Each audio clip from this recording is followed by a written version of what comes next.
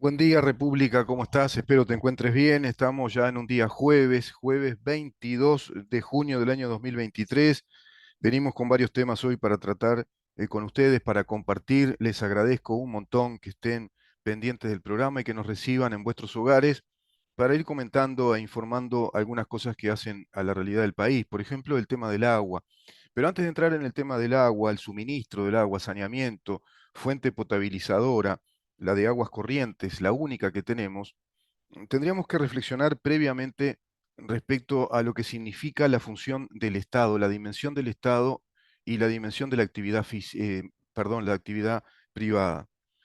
Escuchaba el otro día en un prestigioso canal de televisión a un economista, a un experto economista argentino, que formulaba un aspecto fundamental respecto a este tema, y es un detalle que prácticamente no se lo escucha en ninguna parte, en las cumbres del mundo, en las grandes conferencias, en las organizaciones internacionales, en los gobiernos de nuestros estados nacionales, no se escucha hablar de políticas de reformulación del Estado en cuanto a su estructura y funcionamiento, cuáles son los cometidos del Estado.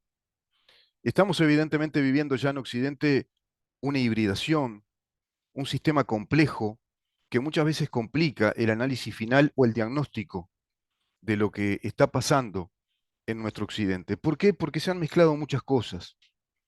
Se ha mezclado desde el hemisferio norte una ideología, se ha mezclado desde el hemisferio norte una manera de pensar la función y la estructura del Estado como esa unidad de poder monopólica que organiza nuestras vidas. Eso surge en Estados Unidos, está muy impenetrado en el Partido Demócrata, pero también así en los distintos países que constituyen esa Unión Europea como países también centrales de nuestro occidente. Y vamos viendo que hay mucho estatismo en esas concepciones, se introducen ideologías fuertemente neomarxistas, el woke con el género.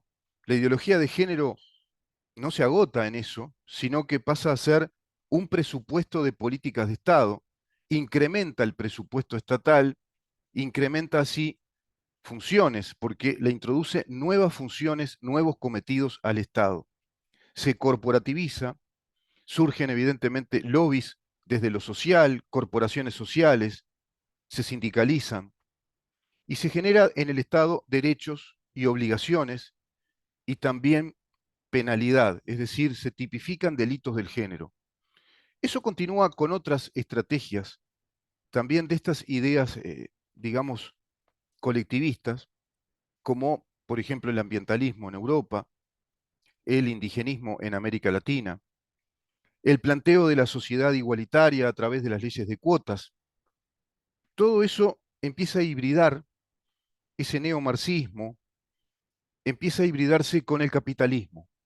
Pero el capitalismo pasa a ser también un fenómeno de grandes corporaciones oligopólicas, corporaciones que absorben al mercado y que tienen una fuerte función financiera, un cometido financiero y también cometidos virtuales. Las grandes empresas que nos brindan esta posibilidad, como la que estamos ahora también desarrollando, disfrutando. Las grandes empresas, Google, Microsoft, Facebook, todas las plataformas digitales son mega empresas multimillonarias que en definitiva nos ofrecen servicios virtuales, servicios informáticos, servicios de comunicación, de todo tipo. Pero ¿qué pasa con la economía productiva, la economía de producción de bienes, la economía de producción como cadena económica completa, desde la materia prima al producto ya elaborado, el producto final para el consumo, como también el insumo final para la producción, que es la otra gran cadena económica? La cadena de bienes, de alimentos, de electrodomésticos, de ropa, de vestimenta en general, de muebles, de mobiliario, de distintos artículos que hacen a la vida diaria. Eso está concentrado en determinadas partes del mundo donde también se absorbe esa economía y el resto pasa a ser, digamos, una economía precaria de toma de precios. No estamos en la libre competencia. Eso que formuló originalmente la teoría económica del mercado abierto de competencias llamado por un ruso una vez, un ruso soviético, capitalismo. Ese capitalismo no está funcionando en puridad, no está abierto a una permanente dinámica de oferta y demanda según lo que el mercado señale y necesite, espontáneamente de acuerdo a lo que va desarrollando como necesidades, sino que también tenemos un mercado inducido, ya donde los seres humanos somos a su vez mercadería de cotización en bolsa de valores. ¿Por qué digo todo esto? Porque este economista decía que no se escucha más hablar, por ejemplo, de las funciones y los cometidos del Estado, para qué fue creado el Estado, para qué fue concebido, cómo fue concebido el Estado, y es en definitiva una unidad, una organización que nos unifica jurídica y políticamente con determinados cometidos. Tiene una estructura, un funcionamiento, y tiene que tener un cometido. No puede ser que tenga estructura y funcionamiento de acuerdo a las funciones que se nos ocurran que tiene que ir haciendo el Estado, como si fuera una empresa que estemos renovando al cabo del tiempo o ajustando permanentemente, y digamos que sobre el influjo del ensayo y error o sobre el empuje de los hechos. El Estado tendría que estar concebido como una maquinaria perfectamente establecida en sus funciones y en sus servicios, y ahí se hablaba originalmente del Estado liberal, aquel Estado que tenía sus cometidos esenciales, recogido todo eso por nuestra Constitución también en su primera parte. Después, transformada a través de reformas y se introducen elementos extraños. No se habla de que el Estado tendría que tener un 85% de su actividad económica, social, laboral vinculada a la actividad privada y el resto a la actividad pública estatal. Porque si no, el equilibrio se rompe.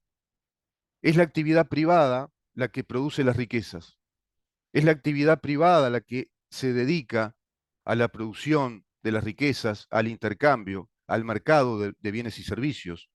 Y el Estado, se supone, tiene que regular todo eso, tiene que controlar eso que está regulado legalmente a través de normas, y así entonces brindarnos un servicio de excelencia en cuanto a la calidad de las leyes que tiene que elaborar, en cuanto a la administración de esas leyes y ejecución de las mismas, también con alta fidelidad respecto a lo que las leyes dicen, en consonancia con la Constitución, por supuesto, y una justicia, una administración de la justicia, un suministro de justicia, una proveeduría de la justicia de alta calidad en la interpretación y en la aplicación de la norma que esté ajustada a los principios constitucionales que nos garantizan nuestras libertades. Todo eso se desconfiguró en estados como el nuestro. Funciona a golpe de balde, atándose con alambre e introduciendo distintas ideologías que contradicen esto que acabo de decir. Contradicen a la propia Constitución y contradicen la buena práctica de políticas públicas para que el Estado no se transforme en un enemigo impositivo que te presiona y te ahoga con sus impuestos y con su fiscalismo, y por otro lado, que sea un Estado bien concebido en cuanto a brindarnos servicios de altísima calidad en lo que hace a la justicia, a la calidad de las leyes, al control del cumplimiento de las mismas en todas las actividades, por supuesto que al cuidado de nuestra soberanía, que es un concepto muy amplio, cuidado de la soberanía, por ejemplo, en materia de recursos naturales, en materia del uso de esos recursos naturales, del impacto que se pueda provocar con la instalación de distintas plantas industriales, fabriles, emprendimientos económicos, empresariales, etcétera. El Estado, que debe velar por nuestra seguridad, así lo determina, reconociendo que es nuestra, digamos, naturaleza y nuestro derecho fundamental, la seguridad en ese artículo 7. Todo eso no lo cumple bien el Estado uruguayo, no lo hace bien, lo hace mal. Y sin embargo tiene un altísimo presupuesto estatal que equivale más o menos a unos 21.000 millones de dólares por año. Los uruguayos gastamos 21.000 millones de dólares por año para que este Estado, este tipo de Estado que tenemos, bastante deficiente, nos cueste lo que nos cuesta. Y a su vez nos endeuda. Tenemos un 3,7% de déficit fiscal. Seguimos con déficit. Venimos de un altísimo déficit fiscal desde el gobierno anterior, en plena bonanza económica, con el mejor periodo económico que el país y el mundo tuvo, con la apertura de los mercados internacionales a raíz de esa bueno, explosiva apertura a los mercados de China, por ejemplo, de Rusia también, de países asiáticos que se abrían a los mercados, de los países árabes, de, bueno, la liberación del petróleo a los mercados internacionales, etcétera, y Uruguay colocaba commodities, es decir, nuestros 9 productos fundamentales, principales de la exportación, los colocaba en esos mercados 400 veces más en precio que antes. Un 400% de incremento en el precio de esos commodities, de esas millones de toneladas de exportaciones de soja, de trigo, de maíz, de sorgo, de arroz, también de carnes, de lácteos y lana en menor medida. Pero todo eso hace a la economía uruguaya básicamente. Esa economía uruguaya creció muchísimo en esa balanza comercial, fueron periodos de bonanza. ¿Qué años? Y desde los años 2011, 2012 al 2017, 2016.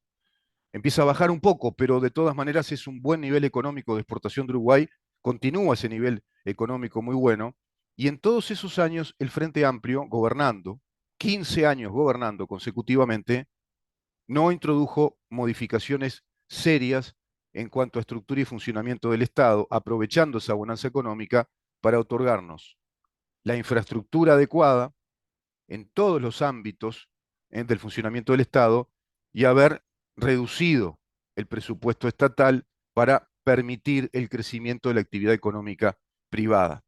De eso no se habla.